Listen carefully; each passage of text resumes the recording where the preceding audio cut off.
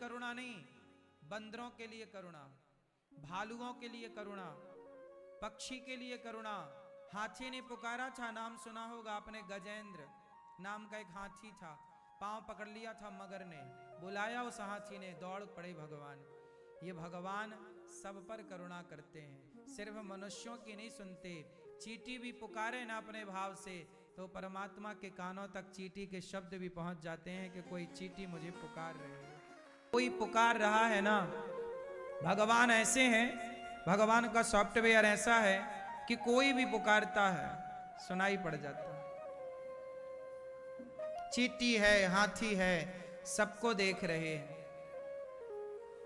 भगवान ने बंदरों पर कृपा की, सेना किसकी बनाई है? मानो भगवान कहते हैं कि बंदर भालुओं पर भी अत्याचार ना करना।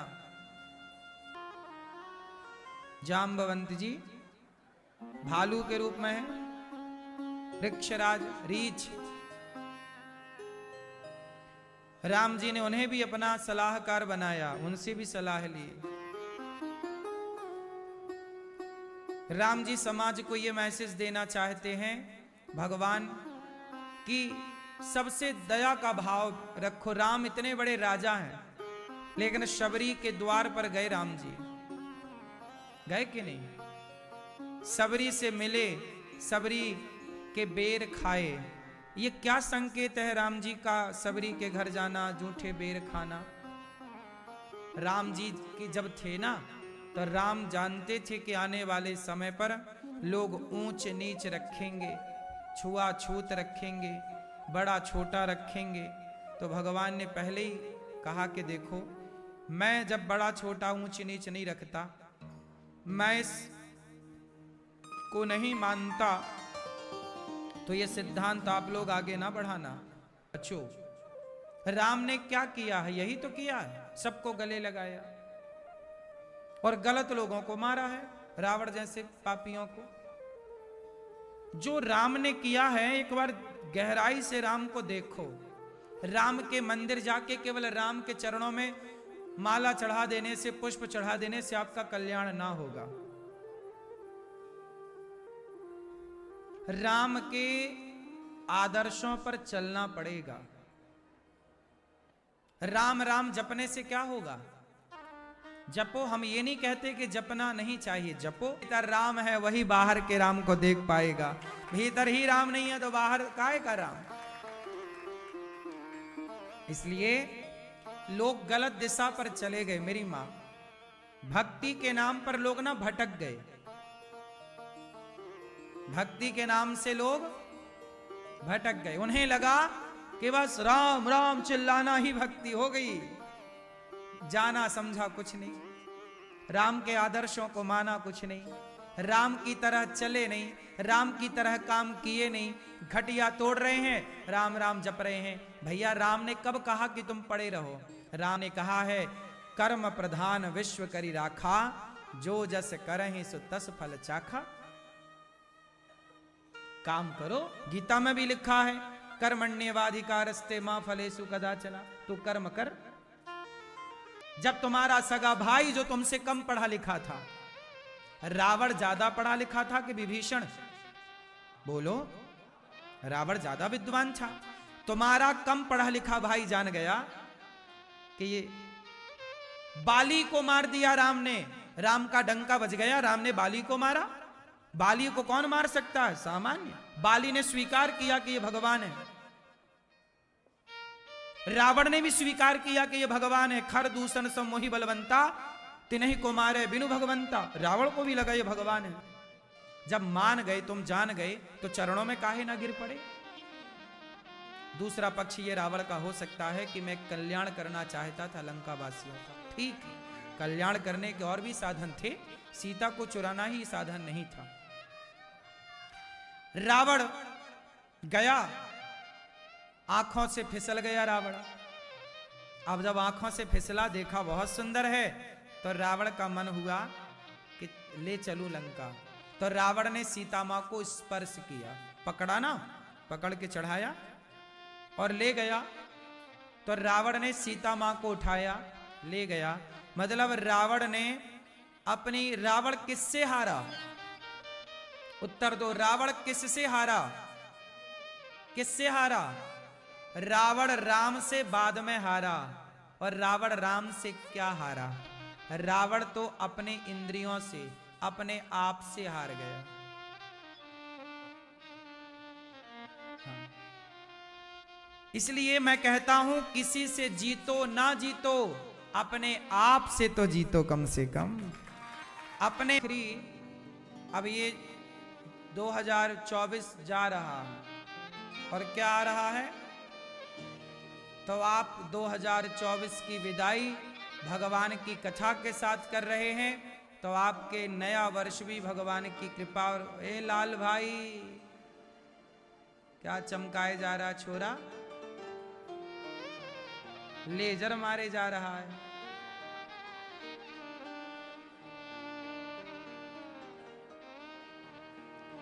तो भगवान की कृपा से आप लोगों का ये जो वर्ष है, भगवान का चिंतन करते बीत रहा है, और भगवान का चिंतन करती नए वर्ष की प्रारंभ शुरुआत हो रही है। आपका आने वाला 2025 बड़ा सुखमय बीतेगा, बड़ा आनंददायक बीतेगा। आप जिन लोगों ने भागवत जी के पोथी पाठ कराए, आप सभी यजमान परिवारों को राधे राधे, और सबका बहुत बहुत स्वागत तालियों के साथ, सम्मान। चल रहा है कि हमें एक हाथ में शास्त्र रखना चाहिए तो दूसरे हाथ में शस्त्र भी रखना चाहिए। तो हमें जैसे शस्त्र कब उठाना चाहिए, और शस्त्र में भी एक सिद्धांत आता है, कर्म का सिद्धांत।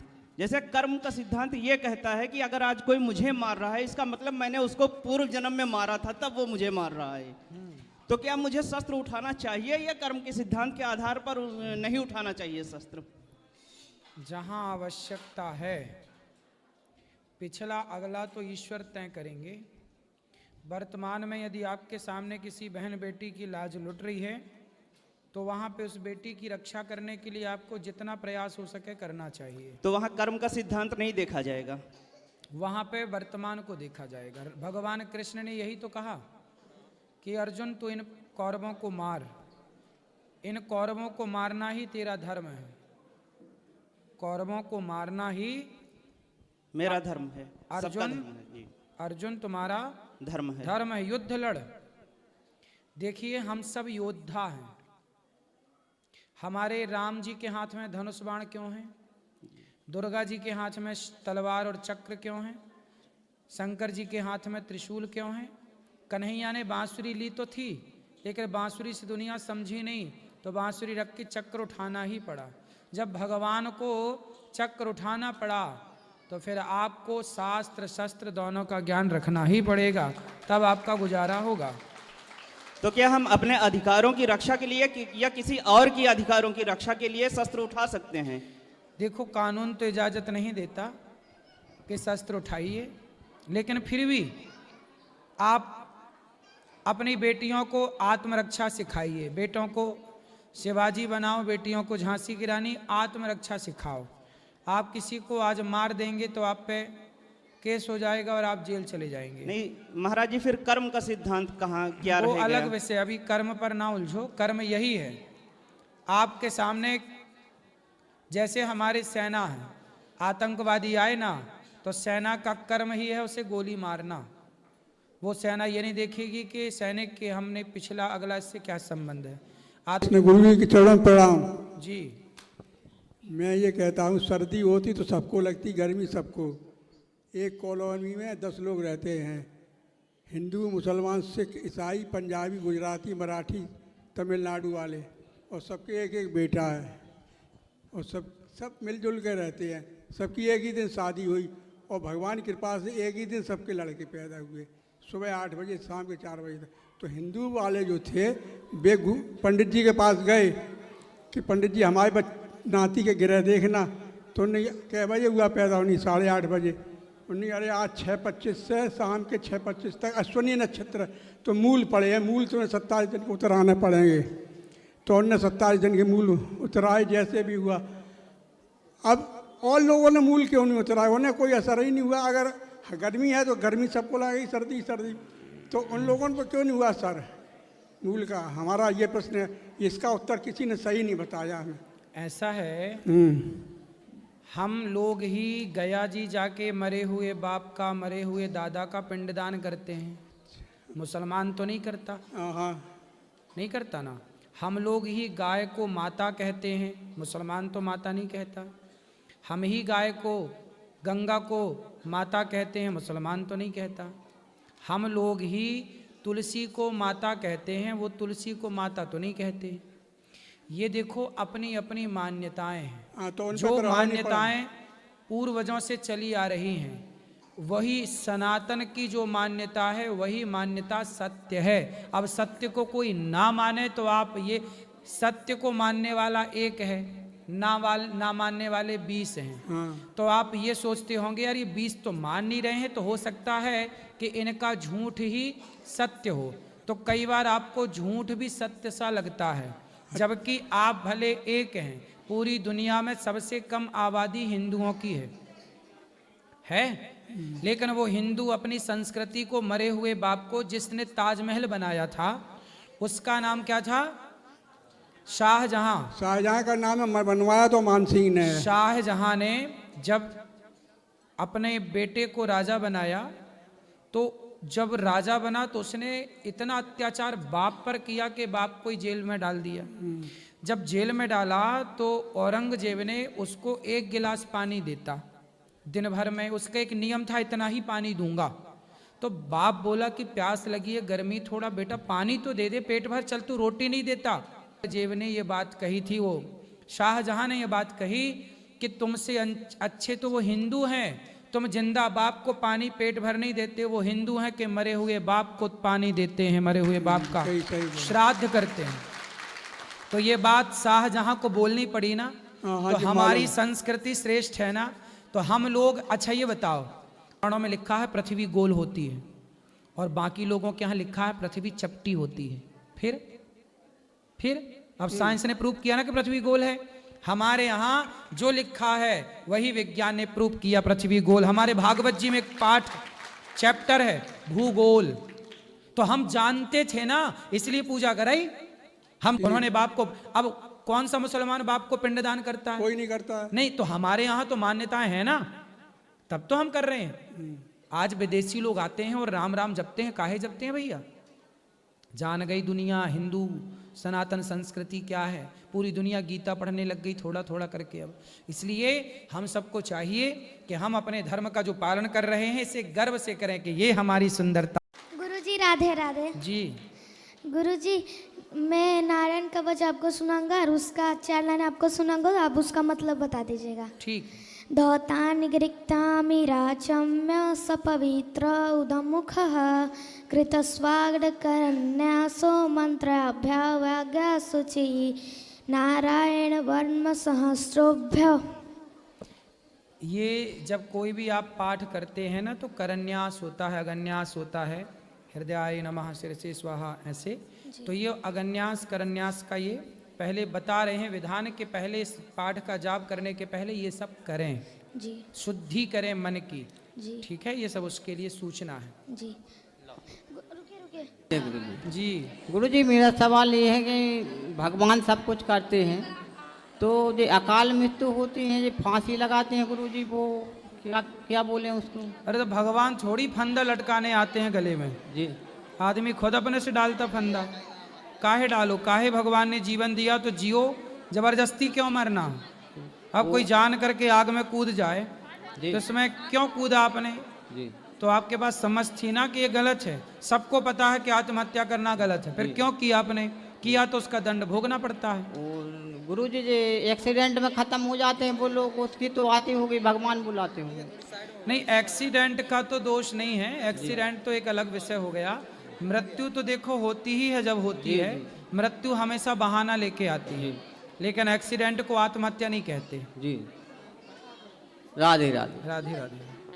गुरुजी, जी ये बोलो, डुगू बोलो, बोलो डुगू।